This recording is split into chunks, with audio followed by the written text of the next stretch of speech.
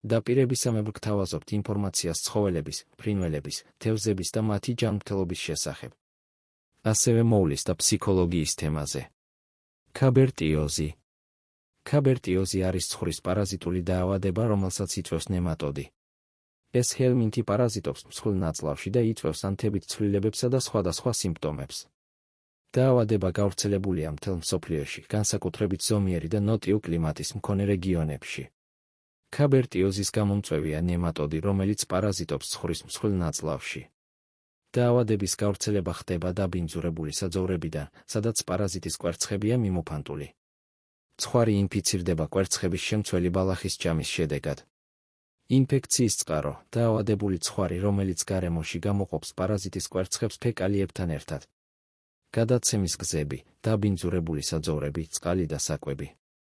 რისკ ფაქტორები, ცუდი სანიტარული პირობები, გადატვირთული საძოვრები, ახალგაზრდა ასაკი, ბატკნები უფრო მგრძნობიარეები არიან. ქაბერტიოზი ძირითადად ცხვრის დაავადებაა, თუმცა ზოგჯერ შეიძლება დაავადდნენ თხები და სხვა მსხვილი მცოხნელი ცხოველებიც. დაავადების სიმპტომები. ქაბერტიოზის სიმპტომები შეიძლება იყოს სხვადასხვა ინტენსივობის, რაც დამოკიდებულია ინფექციის ხარისხზე და ცხოველის იმუნურ სტატუსზე. მსუბუქი ინფექცია, წონის დაკლება, მადის დაქვეითება, ფეკალიების კონსისტენციის ცვლილება, რბილი განავალი, მძიმე ინფექცია, დიარეა, ზოგჯერ სისხლიანი, ანემია, ლორწოვანი გარსების სიფერმკრთალე, სისუსტე, შეშუპებები, განსაკუთრებით ქვედაღბის ქვეშ, ბორლჯავა, ზოგადი ცუდი მდგომარეობა, კუჭ-ნაწლავის ტრაქტის ლორწოვანი გარსის ანთება, ნაწლავის კედლის დაზიანება, გამოფიტვა, ზოგჯერ ლეტალური გამოსავალი. ქაბერტიოზის დიაგნოსტიკა ეფუძნება შემდეგ მეთოდებს. კლინიკური ნიშნები, დაავადების სიმპტომების შეფასება. ფეკალური კვერცხების გამოკვლევა, ფეკალიების ნიმუშების ლაბორატორიული ანალიზი, პარაზიტის კვერცხების აღმოსაჩენად. გამოიყენება ფლოტაციის მეთოდი. გაკვეთა, აუტოპსია, გარდაცვლილი ცხოველების გაკვეთა და მსხვილი ნაწლავის დათვალიერება პარაზიტების არსებობის დასადასტურებლად. დიფერენციალური დიაგნოზი, გამოირიცხო სხვა პარაზიტული დაავადებები, მაგ ჰემონქოზი, ტრიქოსტრონგილოიდოზი და არაპარაზიტული დაავადებები, რომლებსაც მსგავსი სიმპტომები აქვთ. დაავადების მკურნალობა და საშუალებები. ქაბერტიოზის სამკურნალოდ გამოიყენება ანტიხელმინთური, ჭიების საწინააღმდეგო პრეპარატები. მკურნალობის ეფექტურობა დამოკიდებულია პრეპარატის ტიპზე, დოზაზე და ცხოველის მდგომარეობაზე. ანტიხელმინთური პრეპარატები. ბენზიმიდაზოლები, ფენბენდაზოლი, ალბენდაზოლი.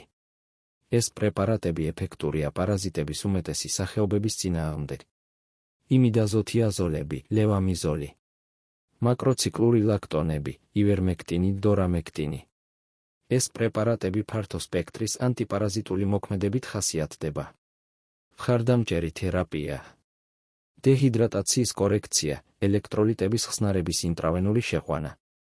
ანემიის მკურნალობა, რკინის პრეპარატების გამოყენება. კარგი კვება, ადვილად მოსანელებელი და ნოყიერი საკვები. ვიტამინები და მინერალები, ორგანიზმის იმუნური სისტემის გასაძლიერებლად. სამკურნალო მედიკამენტების და საშუალებების ჩამონათვალი, ფენბენდაზოლი, ალბენდაზოლი, ლევამიზოლი, ივერმექტინი, დორამექტინი, ელექტროლიტების ხსნარები, ვიტამინები და მინერალები, პრობიოტიკები, ნაწლავური ფლორის აღსადგენად. პრევენცია. რეგულარული ჭიების საწინააღმდეგო პროფილაქტიკური მკურნალობა, განსაკუთრებით საძოვრების სეზონის წინ. საძოვრების როტაცია, პარაზიტების კვერცხების კონცენტრაციის შესამცირებლად. სანიტარული პირობების გაუმჯობესება, სუფთა წყალი და საკვები. ახალი ცხოველების კარანტინი, ფარაში შეყვანამდე. ფეკალური კვერცხების რაოდენობის რეგულარული მონიტორინგი. მკურნალობა. ვეტერინართან კონსულტაცია დიაგნოზის დასადასტურებლად და შესაბამისი მკურნალობის დასანიშნად. პრეპარატების გამოყენების ინსტრუქციის ზუსტი დაცვა. მკურნალობის შემდეგ ფეკალური კვერცხების რაოდენობის კონტროლი. ზოგადი რჩევები. ცხოველების კარგი კვება და მოვლა. სტრესის შემცირება. ვეტერინართან რეგულარული კონსულტაციები. ვეტერინარები უსვამენ პარაზიტული დაავადებების პრევენციის მნიშვნელობას, რაც გულისხმობს რეგულარულ დიაგნოსტიკას და პროფილაქტიკურ მკურნალობას, ასევე საძოვრების მართვის ოპტიმიზაციას. ანტიხელმინთური პრეპარატების გამოყენებისას ყურადღება უნდა მიექცეს რეზისტენტობის განვითარების რისკს და გამოყენებულ იქნას მხოლოდ საჭიროების შემთხვევაში, ვეტერინარის რეკომენდაციით.